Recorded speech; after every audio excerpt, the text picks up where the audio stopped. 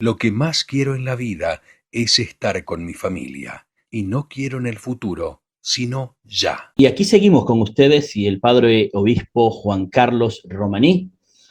Les comentaba que Juan Carlos tiene una experiencia enorme con la migración, pero más allá de eso hay una realidad muy especial en el padre Juan Carlos.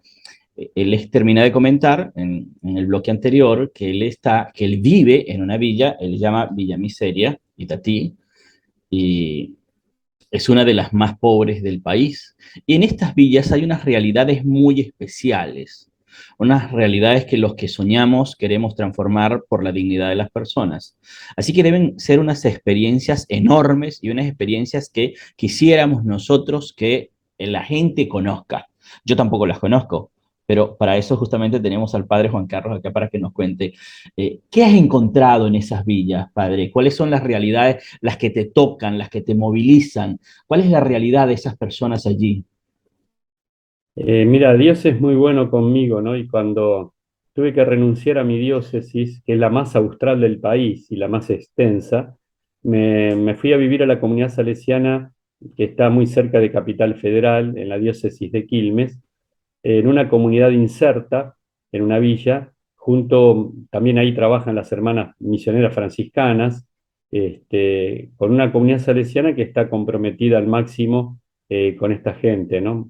Extremadamente humilde y pobre. La pandemia me obligó a quedarme en casa y a meterme a trabajar codo a codo con ellos.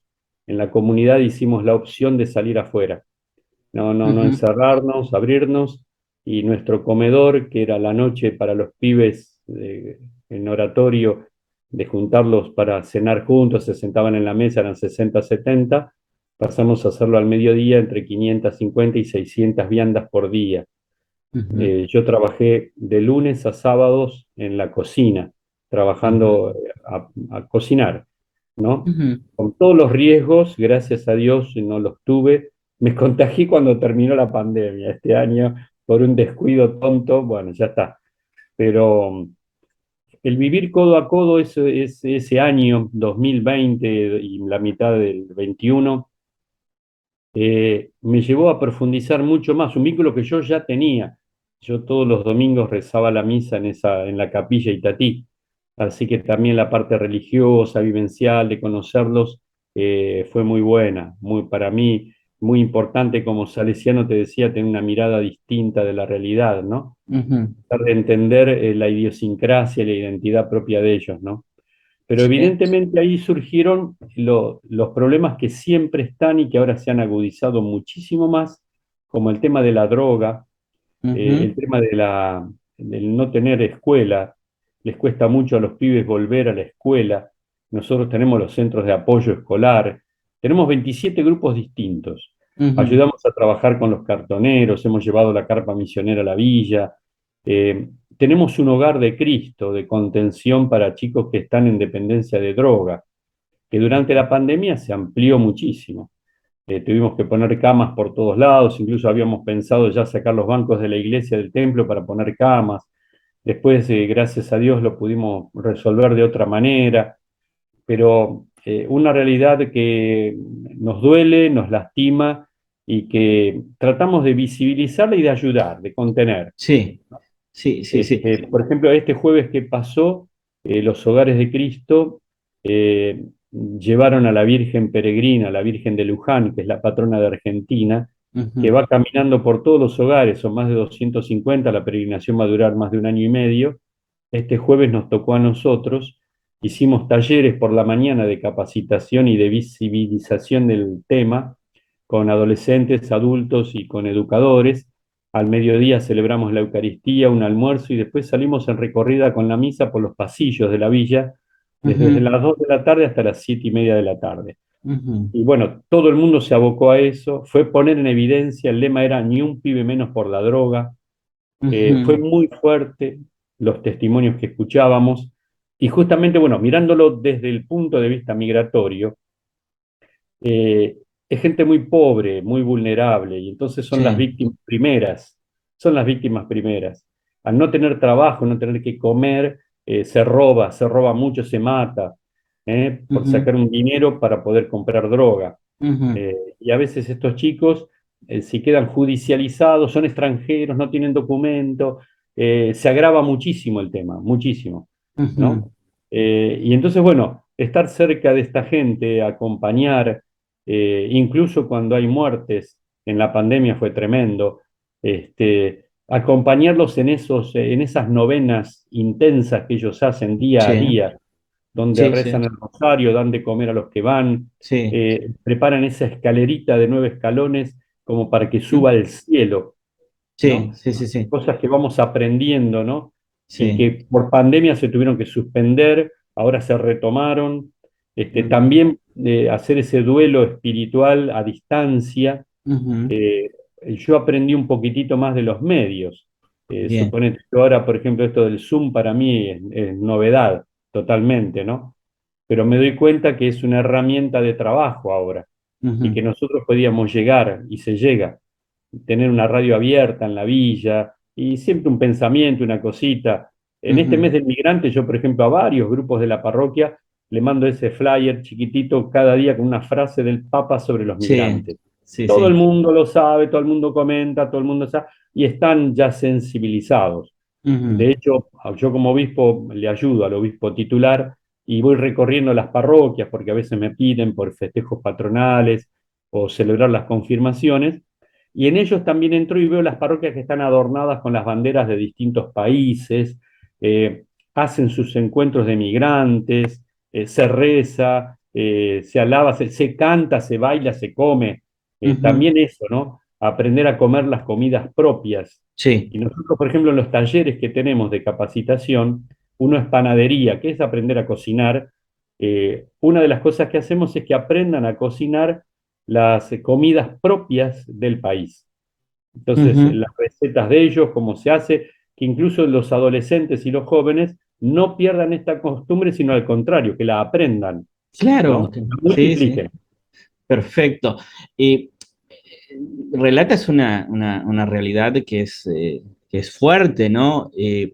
Trabajan, supongo yo, que trabajan en mancomunidad con entes públicos, porque Sí, digo sí, sí. por la incidencia social, porque entiendo que tienes un impacto en la promoción social dentro de la comunidad. Hacia afuera, las instituciones del Estado, ¿les acompañan en todas estas cruzadas? ¿Cómo Sí, trabajan sí, con sí, ustedes? trabajamos, sí, sí, tal cual. Nosotros tenemos el Consejo Operativo de Emergencia, el COE, en la Sí, villa se creó por la pandemia, donde están todas las instituciones sociales, todas, sí, de distintas ideologías e incluso religiones. Religiones, bueno, estamos nosotros solos, ¿no? sí. Pero la verdad que se trabaja mancomunadamente y muy, pero muy bien. De hecho, en la pandemia llegó un momento que nos tuvimos que organizar de otra manera y decíamos, bueno, la entrega de alimentos lo va a hacer secos, ¿no? No los Mm, comedores, lo va a hacer de tal institución. La ropa la va a entregar otra y todos mandábamos ahí, ya sabíamos quiénes somos, quiénes claro. estamos. En esto, por ejemplo, de la Virgen de Luján, que te dije que recorrió, Ujú. justamente lo que hicimos fue pasar por cada una de esas instituciones, Ujú. ¿no? Fueron más de 20 y Sí. cada una nos recibió abiertamente, porque el tema era ni un pibe menos por la droga. Si bien íbamos con la Virgen de Luján, con la murga, con la música, en una manifestación de fe, nos parábamos en cada y ellos nos recibían, decían algo, daban un testimonio y se sumaban, se sumaban, se sumaban. Ujú. Pero evidentemente es un trabajo que no lo hacemos solos, no, no, Ujú. no. Es imposible hacerlo y tampoco con esta manera de pensar y de vivir nueva que nos propone el Papa Ujú. Francisco de la sinodalidad, es muy, muy importante abrir las puertas. Sí. Yo te cuento que aquí, por ejemplo, una experiencia que nos llamó mucho la atención, nosotros los 24 de marzo recordamos, hacemos memoria del golpe militar. ¿Mm? Ujú. Bueno, las instituciones pidieron hacer una misa, ellos lo llaman misa, una celebración en la parroquia. ¿Viste? Se llenó la parroquia, se llenó, ¿no? Nosotros decíamos, vinieron a misa sin que toquemos la campana. Ujú. Ellos, ellos vinieron, ¿no? Y hicimos una celebración de la palabra, todos participaron, repartimos las lecturas para que las lean distintas instituciones, incluso había políticos, les hicimos leer, rezar por la patria, por todas las cosas, hacer memoria, porque nosotros tenemos un obispo fundador de la diócesis que ya murió, Monseñor Jorge Novak, que Ujú. estuvo muy comprometido con los derechos humanos. Es Ujú. muy querido, Y hay un sacerdote que murió en la villa, el padre José Tedeschi, que también lo mató la dictadura militar, que está muy metido en la gente. Entonces, hacer memoria de Novak y de Tedeschi, ellos mismos lo pidieron, ellos mismos se dieron cuenta que el lugar era la parroquia y que fue una manifestación de fe enorme, muy buena. Sí, tienen muchas actividades por la dignidad, por la paz, por los derechos de las personas, ustedes. Entre todas estas experiencias que me narras, ¿cuál es la que a ti más te ha marcado? Digo, esto ya como para ir cerrando, ¿cuál es la que a ti en lo personal, sensible, abocado a la protección y al auxilio de las personas, cuál es la que más te ha marcado, si se puede comentar, ¿no? Porque por ahí hay realidades muy fuertes también. Sí, son muy fuertes, sí. Te puedo decir el hambre y la muerte. Ver que no tienen que comer te parte el alma, sobre todo los más pequeños, Ujú, y también la muerte, ¿no? La muerte de los bebés, de los chicos de 2, 3 años. Ellos ven, por ejemplo, el velatorio lo hacen en las casitas ujú. y llevan a los más pequeños, ¿no? Y entonces el rezo con ellos, el acompañar eso, es como que, bueno, a veces uno no tiene palabras, simplemente estar, abrazar, rezar y consolar desde lo más íntimo del corazón, ¿no? Yo Sí. hace poquito pude participar de un precongreso mundial de infancias, niñez, niños, niñas y adolescentes migrantes, que se va a hacer en la ciudad de Córdoba ahora en noviembre, ¿no? Ujú. Estuvimos desde las 3 de la tarde también hasta altas horas de la noche y a mí me tocó el último. Yo me había preparado un tema y ya lo habían dado todos. Así que, pero no habían dado la parte espiritual. Y entonces yo insistí mucho en eso, ¿no? Que a mí es lo que más me toca. Sí. Cuando no tenés nada, cuando te falta el trabajo, cuando el alquiler de tu casa no te alcanza, cuando viniste a buscar plata y no llegás a hacerlo, cuando se te muere un ser querido, lo único que te sostiene es la fe, Sí. de la religión que sea, ¿no? Ujú. Pero al Sí, sí. migrante no hay que mirarlo solamente porque le falta el documento, porque tiene la precaria y le falta el documento de identidad, o porque no puede encontrar trabajo porque no sabe hablar el idioma, o porque tiene el color de la piel distinto. También por su fe. Es muy importante educar en la fe, ¿no? Sea cual Ujú. fuera, pero la Sí, fe, el hecho de estar con Dios, a vos te da razones para vivir, te da razones para vivir. Yo sí. soy hijo de italianos, papá y mamá me enseñaron la fe, me regalaron el don de la fe. Yo les debo Ujú. ser lo que soy gracias a mis padres, y fueron migrantes. Ujú. Así como mi historia es esa, yo sé que la historia de otros es la misma. Y Sí. entonces también me preocupa cuando hay un velatorio, una cosa de estar, que es lo que me parte el alma, de ver cuando la gente con mucha vergüenza viene con el tupper a pedirte la comida. Mm. Trato de meterme dentro de ellos y decir, por favor, no puede ser que estemos viviendo así, no puede ser. Ujú. Ujú. Estos antecedentes migrantes que tienes, ahora sí cerramos con esta respuesta, y estos antecedentes que tienes influyen en el trabajo que tienes, te sensibilizaron la historia de tus padres, de tus ancestros, influyen en esta realidad que tienes al frente día a día. Y la enriquece, claro, claro. Ujú. Sobre todo cuando en estos últimos años me metí más de lleno en el tema migratorio, evidentemente entiendo más mi vida y el entenderme más a mí mismo me hace entender al demás, a los otros, ¿no? Claro, claro. Y entonces entiendo lo que significa dejar el país. Si lo dejaste es porque estuviste muy mal, Los ¿no? Y si venís duelos, el acá, desarraigo, todo claro, eso que y hay si venís que acá y vivir. estás así, pobre Sí, tipo. sí, sí, No, sí, no, no, no es justo, no es justo tanto sacrificio para repetir una historia que ya dijeron que no. sí.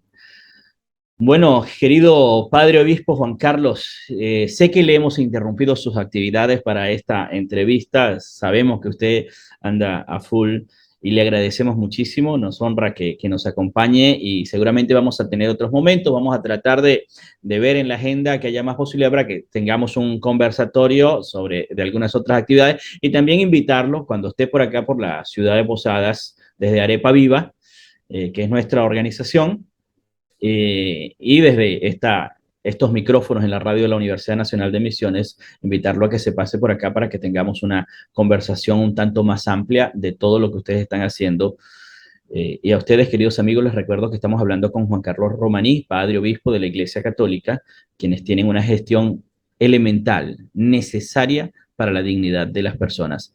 Le agradecemos, padre, que nos hayas acompañado. Gracias, José, gracias a vos. Queridos amigos, con esto nosotros volvemos a la pausa y enseguida seguimos con ustedes.